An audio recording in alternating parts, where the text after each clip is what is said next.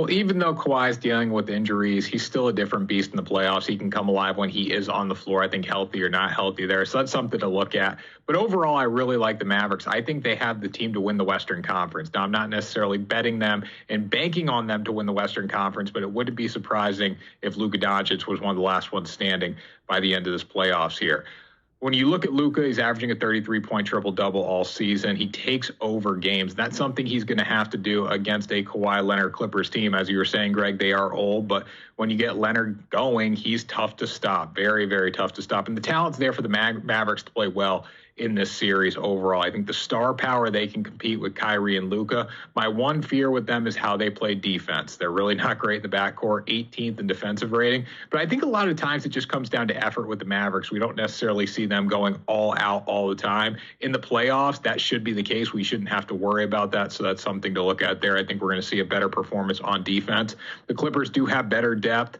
But overall, the Mavericks can contain them from the perimeter. They can play with the wings. Inside, I'm a little fearful of Zubac. I think he's going to have a huge series here. But as long as Dallas can make their shots from perimeter and limit what the Clippers' wings do here, I think they have a chance to not only win this game, but ultimately the series. That's what I'm hoping for because I'm on LA plus 7.5 in game one here. Social media was going crazy today. LeBron's never been a bigger series underdog in the playoffs as he is in this one. And LA is going to have to play perfect just to stay in this series. We know how good Denver is, even though they're the 2 seed in the Western Conference. A lot of people are picking them to not only win the Western Conference, but ultimately dethrone the Celtics if Boston gets there and find a way to beat them in the championship. They're so good at closing the door, especially when they have a lead late in the fourth quarter. So it's going to be critical for the Lakers to score early and often and keep these games close.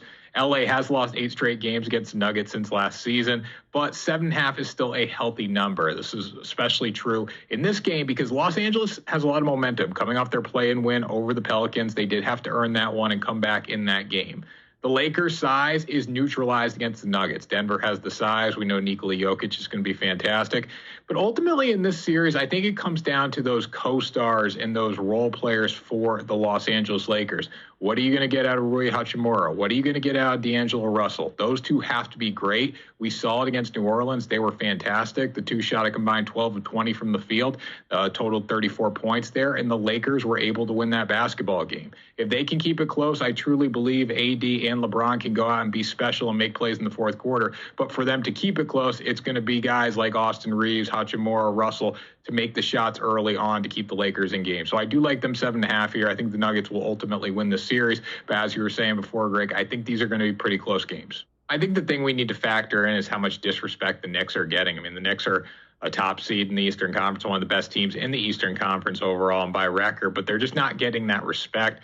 I think seeing Joel Embiid and how he played and how he moved tonight could be a little bit of a concern betting the 76ers in this series. I would ultimately stay away from it because while I do have my hesitations about the 76ers, I also have some hesitations coming into this series with the New York Knicks. Julius Randle not being present is going to hurt them. He's a guy that's going to score points, get rebounds every single night of the week. And we saw what Jalen Brunson did in the final month of the season. He was fantastic. I mean, dropping 30, 40. He was leading his team to victory. But ultimately in the playoffs, you're not going to get that night after night, right? Like the Stars are going to have some bad performances in there. And do the Knicks have the role players to step up and find a way to lead this team? I can't say they do right now. So I wouldn't necessarily play minus 120, but I wouldn't play a short dog price either with the New York Knicks. I would just stay away and bet this one game to game. Oh, it definitely does here. I mean, the Kings, I'm going to take them in this spot. They looked excellent in their 118-94 win over the Warriors. Golden State didn't play their best game, but Sacramento did hold them to 31% from three. They shot 46% from beyond the arc, so they were very good there, and that's what ultimately made the difference in this game. I think they're going to carry that momentum into their game against the Pelicans. Now, if Zion Williamson was healthy, this would be a totally different game. Brandon Ingram's also not 100% healthy.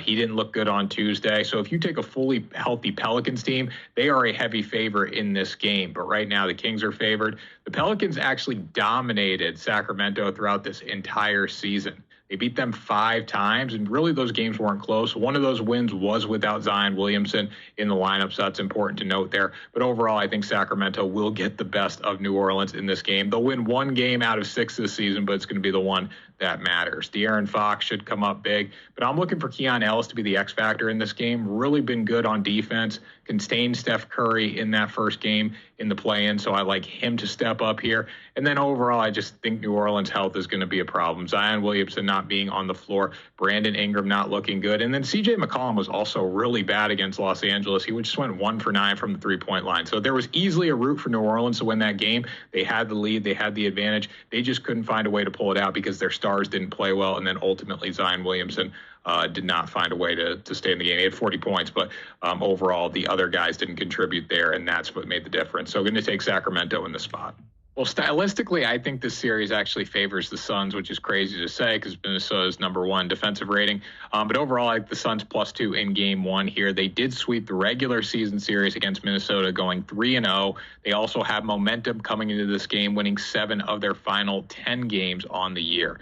Minnesota, as I said, they had the best defensive rating in the league, but the Suns have kind of figured them out.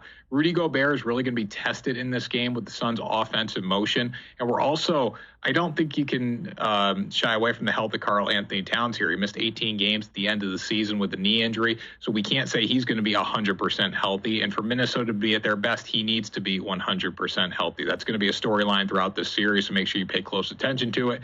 Kevin Durant's having a great season. We know he has tons of playoff experience, 5th in the league in points per game with 27, also doing 6 rebounds and 5 assists. Then you have Devin Booker, who's posting similar numbers. They're also scoring 27 points per game.